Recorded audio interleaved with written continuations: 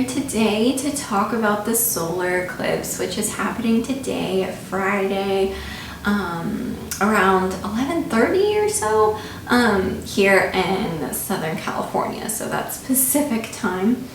And before I get into the energy, I want to mention current offerings I have going on if you need some personal guidance. I have 2 specials going on to see the energy for December. If you want the astrological perspective, I'm offering moon maps which trace how the moon is affecting you every single day of December to see moons to watch out for, the general mood of the day, and areas you should focus on. So those can be really helpful. And then also I'm offering a tarot special. That's a 3-card reading to see the general energy for your December as well. And I haven't put it up yet, but I will shortly after this video. So feel free to ask, even if I haven't put it out there yet. I will be offering an eclipse special. Now I've been doing live tarot readings around the new and full moons. But for this solar eclipse, I won't be able to have the space this weekend to do that. So instead I'm just offering like a really affordable special. So either you can just see the energy, the astrological energy of how the eclipse is affecting you, or you could get a tarot reading on the eclipse.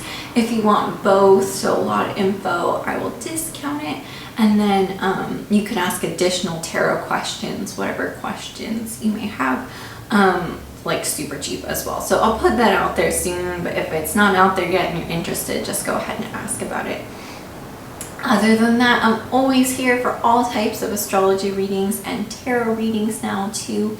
So over the phone, you know, whether it's your birth chart, your solar return, which starts on your birthday, whether it's transit readings to look at current energy, or just really in-depth phone tarot readings. So I'm always here for all of that as well.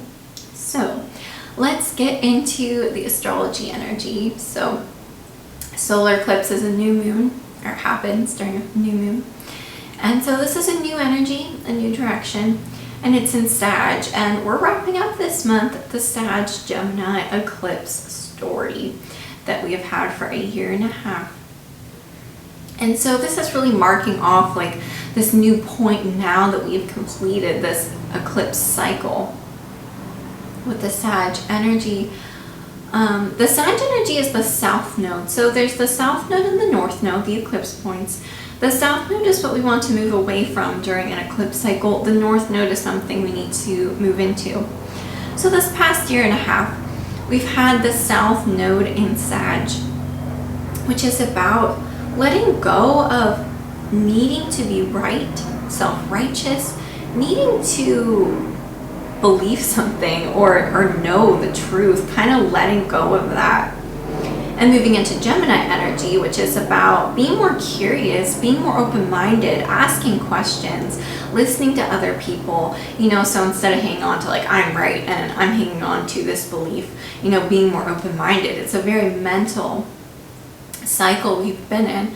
And also with the south node in Sag, letting go of things you used to believe and, you know, again, opening your mind up and perhaps exploring it and checking in. Do I believe new things now? Definitely mental rewiring as well. Sag is also a direction, you know, that we would like to go in, kind of a future goal. And so we may have let go of old directions as well and instead just opened up Gemini to new possibilities. Maybe we didn't quite find out what that new direction entails, but we're open to new things now. We're letting go of an old direction. And so that's pretty much that whole energy we've been in. And so hopefully now, you know, mentally in a different place. Hopefully you've been more open-minded instead of like needing to be right. Hopefully your beliefs have undergone either some questioning to see if they still hold true or some changes. And hopefully you've let go of an old direction and become at least open to a new one. Even if you don't quite know what that new one is yet, that's okay with this energy as long as you let go of an old direction and you are open to new things, open to exploring, That's all you need to like be at right now at this stage, now that we're completing this cycle. So with this solar eclipse, it's on the south node. So it's kind of like solidifying the new Sag energy, saying, yeah, all right, maybe I have new beliefs now, solidifying those new beliefs. I let go of the old beliefs. I let go of the need to be right, my old truths. And now, you know, now I can move forward because I believe new things. And then also, again, even if you don't quite know what it is, being willing now to move forward in a new direction, having let go of old goals, old paths that we were previously following, now being really open to that new path, that new goal. And again, you might know what that is, and you might just, during this new beginning point, be like, I'm really finally open to that. Like, I've gone through this whole process of letting go of the old and being really open-minded, but now I'm really willing, you know, to figure out what is my new goal. So we're kind of solidifying now new things with the south node, but still we should keep in mind the Gemini energy going forward. Hopefully this past year and a half taught you it's good to be open-minded. It's good to question your beliefs. It's good to question your direction in life, and it's okay to not like stick to one. It's okay to explore, you know. Sometimes as a society we're so goal focused and like we have to stick with something. And I don't think we really allow enough space to just not know what we want, to be okay with the process of just being curious and open to new things. Because maybe that seems like, you know, we're not purposeful enough. But hopefully this past year we became okay with that. And now it's like you can find a new purpose and a new goal, but you just need to be really open-minded and let go of an old one. So it's kind of this new stage, and now we're moving forward with the solar eclipse finally solidifying this energy, and it's all new. So that's really exciting. And then in January we'll be having a shift of the nodes and a shift of the energy. So solar eclipse is still at really big times of major new beginnings. You know, 2 weeks ago we had the lunar eclipse, so we're in this period of big change, big letting go, transformation, you know, really being ready for new beginnings. So it's a lot of big changes right now and a lot of switching and rearranging. That being said, we are heading into retrograde season starting December 19th. So perhaps you'll feel all these changes before that time, but also, you know, you might feel some of these might come in play after Venus retrograde and a Mercury retrograde that's happening after Venus retrograde. So I think there's a lot of changes to come, but we are going to enter a slow period, but still we haven't quite entered that yet. And it is eclipse season, so there are big changes here now, but maybe not completely. So keep that in mind, that it can be a time of big change at the moment, but then yes, some things may take time to really, you know, assess. So we may have been in the eclipse season plus the retrogrades to really assess where we're going next. But some of it you might know now, some of it you might start to implement.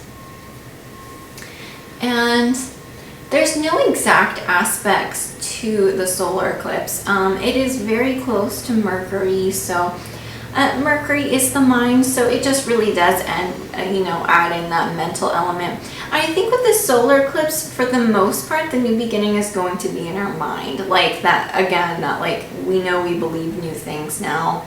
Our minds have changed, and we mentally are ready for a new direction, new goals. But it might not be super physical yet. So definitely I think right now there will be the mental shift. So, you know, if it's nothing more than a mental shift, like don't panic or think you're behind. And then some planets that are making aspects kind of in the background of this eclipse that aren't exact at the time of the eclipse, but I feel like are influencing it around the edges that I want to talk about are 3 Mars aspects. So right before the eclipse, Mars made a lovely sextile to Venus. And then shortly after the eclipse, it will make at the same time a lovely sextile to Pluto and a square to Jupiter. So Mars is in Scorpio right now, which is about taking action on what we truly desire, just being really zoned in on what we want and very intensely focused on that. So with Mars sextile Venus, first of all, that's lovely balance between feminine, masculine energy. And this is the energy that I'm talking about, kind of like yin and yang kind of thing. So a lovely balance between receptivity and action. So we got like this balance energy going on. This Mars in Scorpio that's like about, this is what I really desire. I'm really going to put a lot of focus towards that. And then Venus in Capricorn, which is like,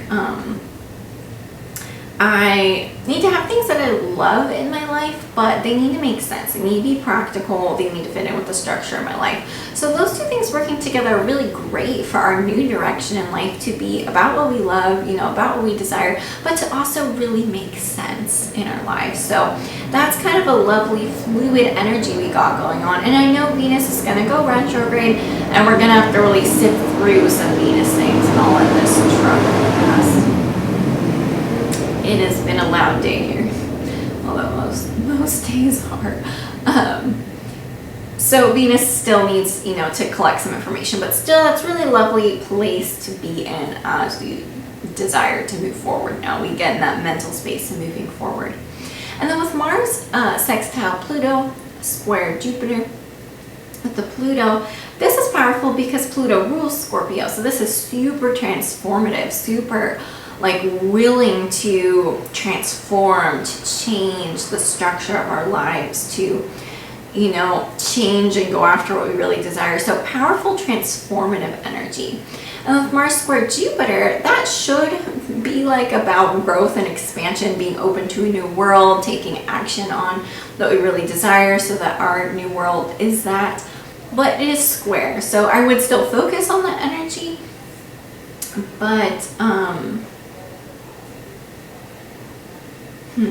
there could be an excessiveness. It could be like going too far, so be careful of going too far. Yeah, like be open to the new world. Hone in on what you desire, but maybe don't, like Scorpio sometimes wants something so bad it will do anything to get it. And maybe like don't get in the energy, like be open to the new. Know what you desire, but maybe don't go so excessive. Don't push.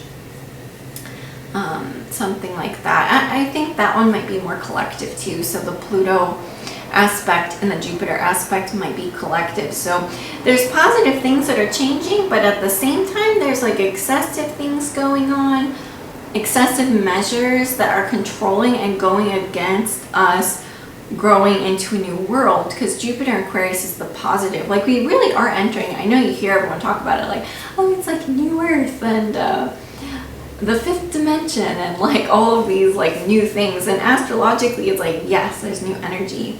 I think as a planet we're growing, we're becoming more light, we're ascending if you have it.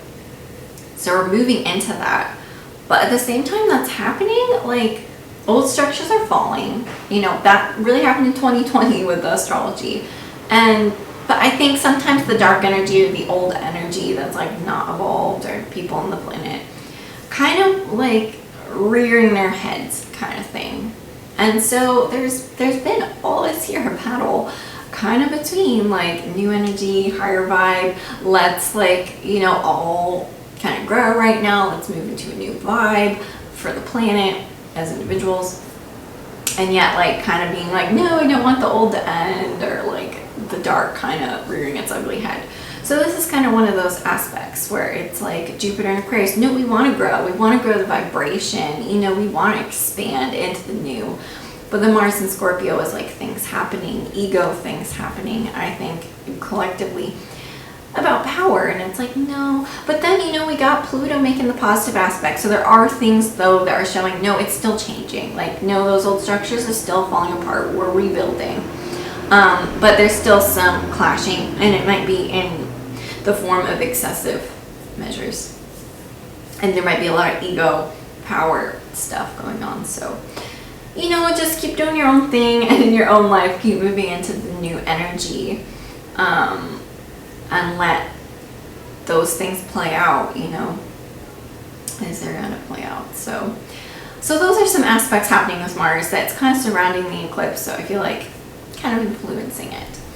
And now, because I'm not doing live tarot this week, although again I'll do like a very affordable special for individuals if you want it, I'm going to pull some cards for collective energies and tarot cards. So let's go ahead and do that. I got cats on my lap. Let's see. I'll pull 3 tarot cards. And then I just got yesterday, I saw my mom and she's wonderful. She found these like chakra cards she thought were cool and she got me. So I'm not very familiar with them, but we'll pull one of those and see if there's any like good advice for us in there. Okay, so 3 tarot cards to back up the energy of this eclipse for us all to give more information. So I'm gonna pull cards. I ask my ego, my personality, my like very physical dense self to kind of take a back seat. And I ask answers to come straight through from God. Just, yeah, no messing around, straight through from God. And, you know, guides, stuff like that, just really high energy of love and light to help us all.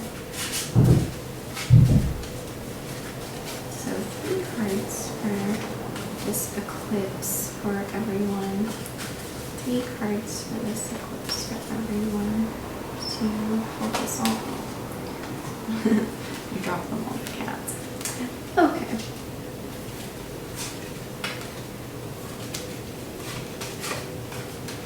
Nice.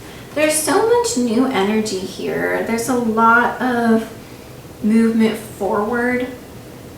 So even though we're heading into retrograde season right now, there's still progression. We're moving forward. We're moving into the light. We're able to create and manifest the life we want now. So that's really exciting with this Sag energy. So first of all, we have the Sun. And in this deck, the major arcana double as one of the minor arcana. So this is 9 of Wands and the Sun. So I think this means like 9 of Wands in this connotation, I think means like you might be like battle worn and weary, but keep going because the light is here. Keep moving towards the light. Stay in a happy place.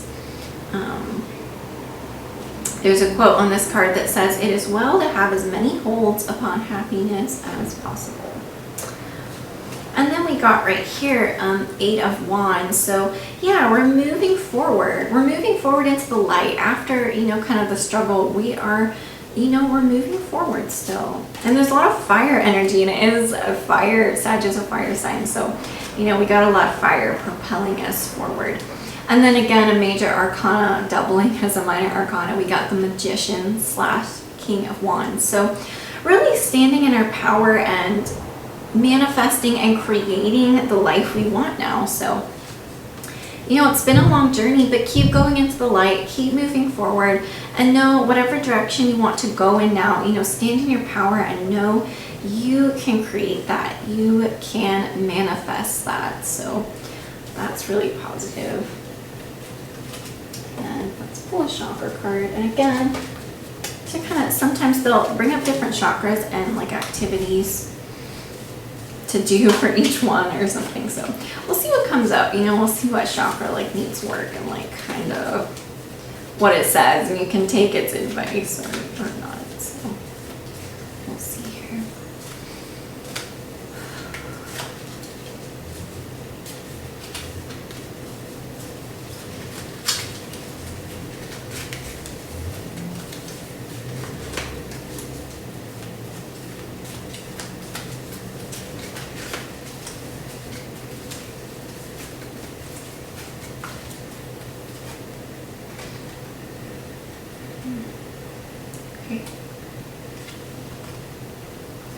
So,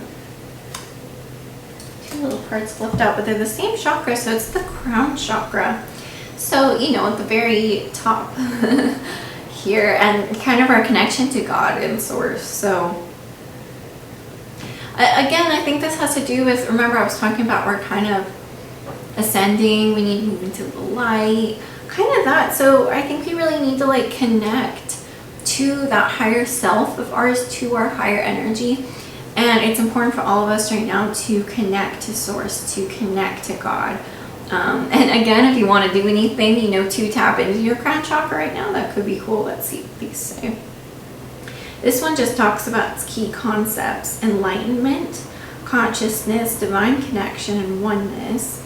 Its color is violet and element cosmic energy. So yeah, we're, you know, it's important to connect to that higher self right now.